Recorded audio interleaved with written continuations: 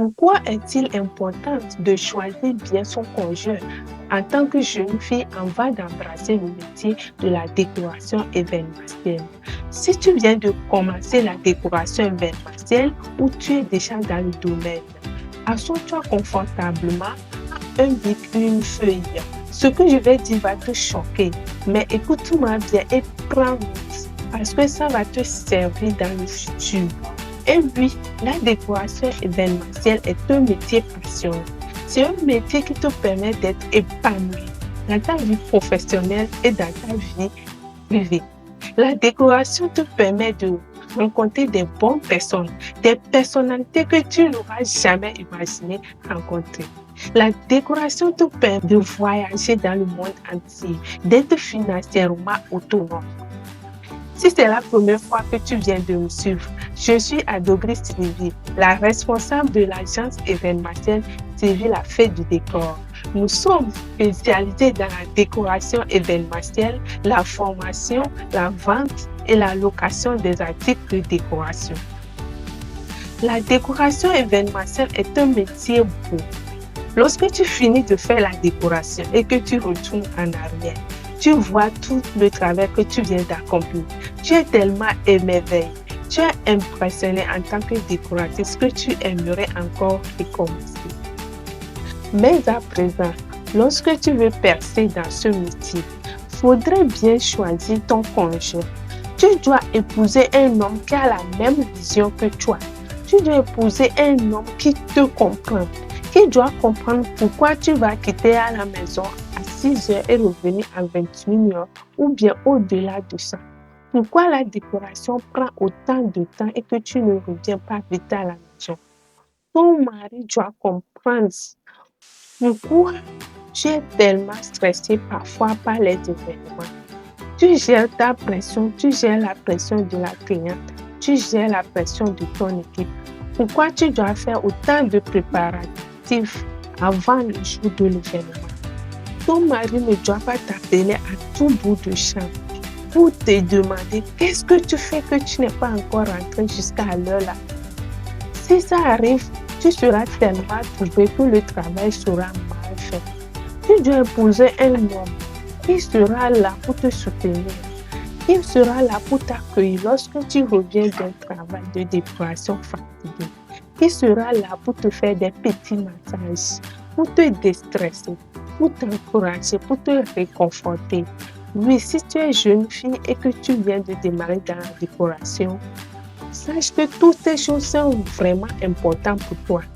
Si tu es déjà marié, il faudrait beaucoup discuter avec ton mari pour que vous soyez d'accord avant d'embrasser le métier. Je vous raconte l'histoire d'une soeur qui est dans un problème actuellement car elle ne sait pas si elle va choisir entre son mari et puis son métier qu'elle aime tant.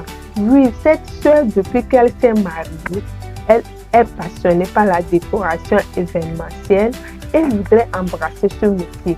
Cependant, son mari lui a interdit de travailler, de s'occuper des enfants à la maison et ses filles. C'est comme ça que cette soeur est restée dans cette situation pendant des années. Arrivé un moment, elle voulait se lancer dans ce qu'elle aime. Pour faire la formation, le mari n'avait pas accepté, donc elle se cachait. Il fallait qu'elle attende le départ de son mari au travail pour venir suivre la formation. C'est comme ça qu'elle faisait jusqu'à après 6 mois. Elle a fini sa formation. Elle a commencé par avoir les métiers.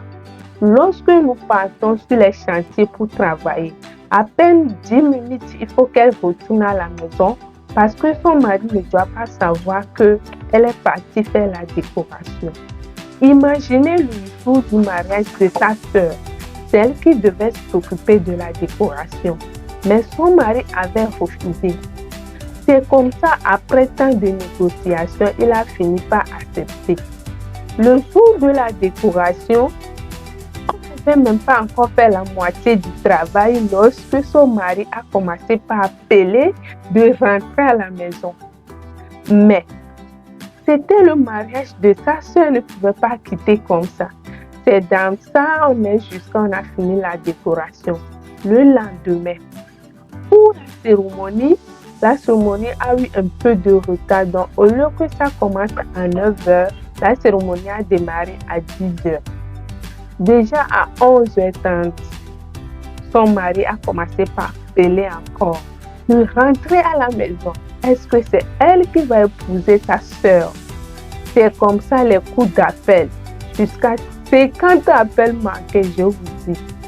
Si vous prenez un mari possessif qui pense qu'à chaque fois que vous allez faire une décoration et que vous resterez à la fin, parce qu'il y a des clients qui auront besoin de vous au cours de la cérémonie pour quelques ajustements, et que votre mari pensera toujours que tous les hommes qui seront à la fête vont vous draguer et qu'il va vous appeler tout le temps. Il faut une confiance. Il faut avoir la confiance à ta femme pour qu'elle puisse prospérer, pour qu'elle puisse percer dans ce métier de décoration événementielle. Oui, c'est comme ça que notre sœur a fini par quitter la cérémonie de sa sœur. Sa sœur était tellement fâchée, tellement énervée. Oui, c'est ce qui va vous arriver en tant que jeune fille. Si tu veux embrasser ce métier de décoration et que tu ne fais pas bien le choix de ton mari, tu vas tellement souffrir. Tu vas souffrir parce qu'il y a des événements où ça peut prendre 2 jours.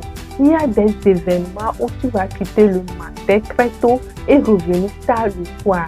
Si c'est possible, invite ton mari à venir t'assister au cours de la décoration pour qu'il comprenne pourquoi tu traînes tard à rentrer, pourquoi le travail prend aussi de temps. J'espère que mes conseils vous seront utiles. Si vous voulez mieux comprendre, contactez-moi sur le +228 93 17 27 32. Merci.